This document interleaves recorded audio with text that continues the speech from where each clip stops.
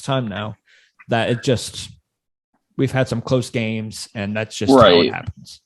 Which actually makes me have the question. We've asked this question to you many times. Brian has, and I have.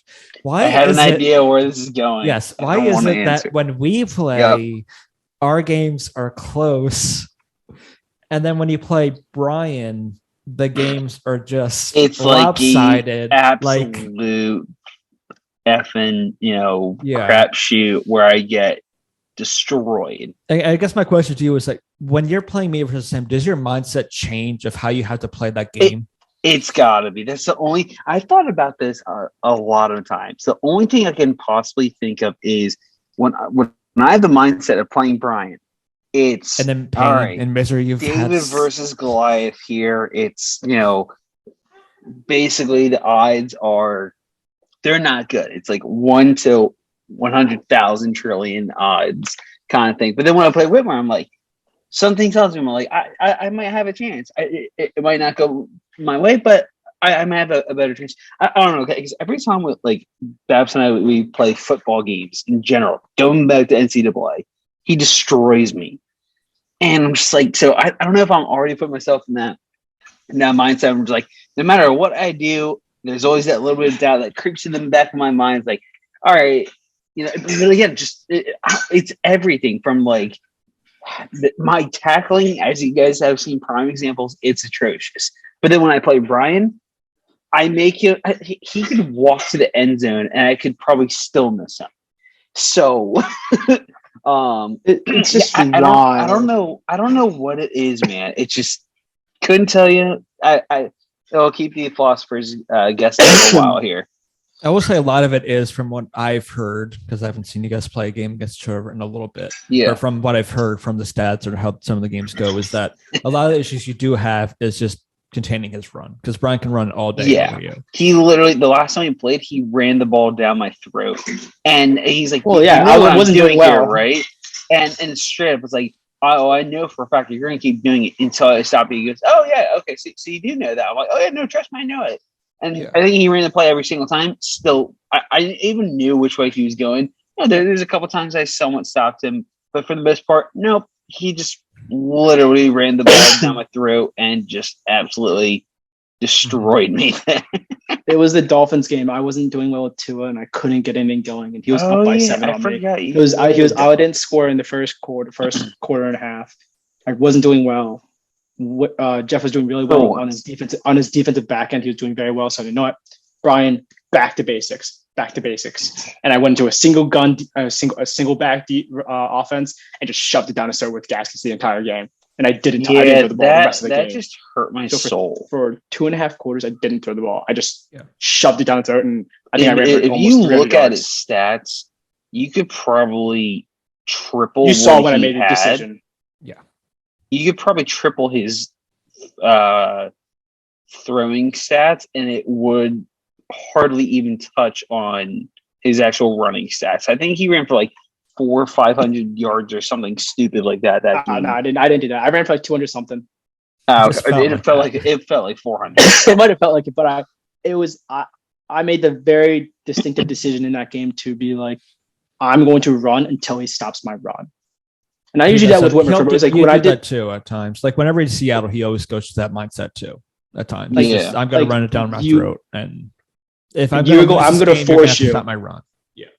Yeah, and that's my whole philosophy. So that's one thing that Whitmer's been really good at, recently, trying to put his pieces together in his formations. Yeah. That my thing when I go into a game with certain teams, you have to stop. You have to line that line. Game. You can still worry about my throwing, but if you have to stack that line. Yeah. Because if you don't, I'm just gonna run on you. You are not gonna stack the line, or you won't win if I can run. Stack the line or contain, because if he doesn't run with the running back, he's running with his quarterback. If he's mobile enough to be able to. Yeah. Even then, we all know Brian likes quarterback. Yeah, I'll run with Brady every now and then. Yeah, not as often. Just because he's just slower. But yeah, but that's the whole thing. Is definitely you just have to. And Whitmer's found that out the very hard way. And even sometimes when he does it, when we played that one team with the Titans, and he stacked the line, he was stacking it 9 men deep, and he just still could not stop me. I mean, it was Henry, so it was like you're like, okay. You wouldn't expect. You can't really stop. But even someone kind of pretty much an unmovable object. I did for the last time he was the Titans. I did for the most part because he did hit over 100 rushing yards, but it was just barely that. It was at the end of the game. And Brian was even saying because it's Henry and he can do that pretty much anytime. Right. He actually considered that a bad thing pretty much just because with Henry you would expect more. Yes. When I run, no matter what game it is, no matter who team I am, I'm probably hitting 100 yards with a running back. With one singular running back, I'm probably hitting 100 yards. I think that's a fair statement. In my hope, my thing is now is that if I don't hit 150 with one back, it probably wasn't a successful run game for myself. Yeah. Even though that might be someone else's perspective, but if Whitmer, he's like, if I can hold you under 120, I can hold you under 100, it's a win. But at the same time, sometimes it comes down to what Whitmer does with me against me. He doesn't get like 100 yards. He'll get like 40 or 50 yards, but they move the chains. It doesn't matter. Right. Like, I could put up 200 yards rushing on him and I don't move chains, but he does. He hits 40 yards, 50 yards, but he's a 4th and 1, a 3rd and 3. He just moves the chains on me. Dude, his running, like when he gets down to like when he needs yardage, he's able to find a way. Yeah. Which is why that's what the issue is. So the issue, Jeff, for you, the way I played out and what we can test this and how you guys play each other, but you get in a hole real fast on your drives. Oh, like, yeah. You do. Like you go from when that happens though, I 100%, I know this for a fact. I panic because it's like, you do. Oh, I need a first down real bad. Then what I do is, well, what's the easiest way to get a first down? Let's go for like a long pass kind of thing. And I think you don't do that. You don't do that against him. That's what I've learned. I learned early on not to do that. Because Jeff, what you got to do is what he does against me at least is he runs on his first down. Understandable. I do that all the time. Unless I want to try. Sometimes I get when we're on that play action, I bomb and I get a touchdown. Yeah. Yeah. But for the most part, occasionally I'll try that too, but sometimes it works, sometimes it doesn't. But the one most part, though, Jeff, for you though, is that you run and then you go like then you're 2nd and 13 because you're just not going to run on me for the most part, and also your past history also explains that you won't run on me. So that's my problem is because like. Again, you have no matter how many times I try, there's so many times where when I try to do the run on you, it straight up does not work. And then I quickly like abandon it because I'm like, well, damn, I don't know what else to do. Yeah, if you abandon it, I win. I've done that too, but I've done well enough passing where it hasn't hurt me too much doing that at times. No.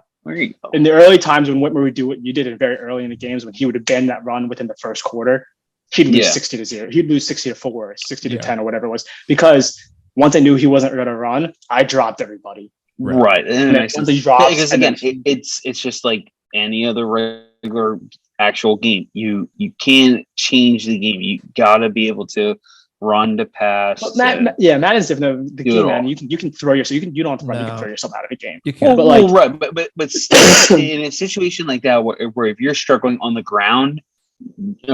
You don't abandon it altogether. You still need to do most of those things. It depends. I've had to. I never abandon. I rarely abandon it. I've ran it at times like 10, 15 times. I may have like 5, maybe 10 yards. I'm like, I have to abandon it because it's not helping. It's hurting me more than it's helping. Right. But again, maybe in like a quarter or so, or several possessions later, then go back to it at some point because again, or what I've done, which I've had mediocre success with some success with it, but I've caught Brian a couple times doing a draw play.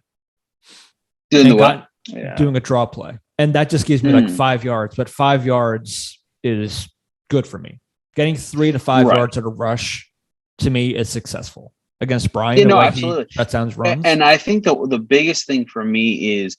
What I definitely need to do is do these little plays where I think probably my biggest success is I definitely, instead of obviously going for long, medium passes, just go for like little short passes. Literally, the best way to describe it is what Brady did to the Eagles in the wild card game last year. Is literally he didn't throw a pass farther than 20, and that's how Whitmer moves his chains. Yeah, he does not throw more than 10 yards out. Really, I throw really easy passes to the occasional. Exactly. So it's like little things like that. That's really going to help. And I've seen it before for myself. It's like that is a huge key. And like there's even little moments like that where Brian's like, yeah, like that was a smart move because there's guys covered left and right and everything, and then I see a guy like wide open, even though he's only going to get me like 3 to 5 yards. It's he's still open. That's that's yardage right there. But that's what I do. Like when I'm in that situation, like you, if it's like a 3rd and long, or you get like back deep, like they're 2nd and 11 to like 15, somewhere around there. Yeah. I at that point think about it. Okay, I've got 3 plays or 2 plays or 3 if I go for a 4th down to try to make it a more manageable potential 4th down. So I'll try to chip away at that. So I'll do a dump off to my running back. It may give me 2 yards. It may give me no yards, but I still try it because I'm like, okay, maybe it can give me some yards and it can get a little more manageable 3rd down. Maybe I'll do a mesh play at that point, hand off to my tight end. And then now it's like a 4th and 3 or something like that. And like how those plays go, I'm like, okay, I'm going to try going for it because those 2 plays have been successful. Maybe it can be successful one more time. So I try again. He also goes on 4th down more because he doesn't want to give me the ball back. Because even though our games are getting a lot closer, or he wins, or I win, or whatever, he still doesn't want to give me more. He doesn't want to give me the ball. Yeah, he'd rather lose it on 4th than just give up on a 4th and kick it to me. I think that's fair. Unless I feel like my defense is doing well enough, because there was definitely in the Cleveland game that we were just mentioning about against Tennessee, I punted that game maybe 3 times. Yeah, I couldn't. And Brian couldn't do anything because I was doing well defensively enough where I'm like, I don't think this is going to hurt me. Against him, and I was ahead or worse at that point. I mean, the final was only like 20-29. It was only a 9-point game, but the game itself wasn't close. Worse than the final score actually looked.